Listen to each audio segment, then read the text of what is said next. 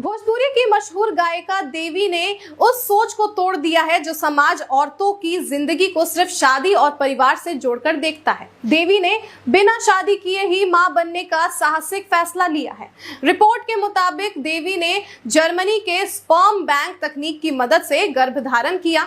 उन्होंने बहुत सोच समझकर यह कदम उठाया था क्योंकि वह चाहती थी कि उनका बच्चा उनकी जिंदगी की सबसे बड़ी खुशी की वजह बने। गर्भावस्था के दौरान देवी ने अपनी प्रेगनेंसी को पूरी तरह निजी रखा। उन्होंने सोशल मीडिया या सार्वजनिक जीवन में इसका जिक्र तक नहीं किया ताकि वे बिना किसी दबाव के इस सफर को जी सकें।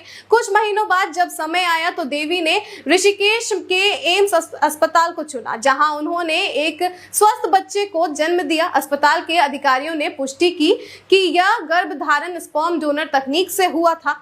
बच्चे के जन्म के बाद देवी ने अपनी खुशी को सोशल मीडिया पर शेयर किया है।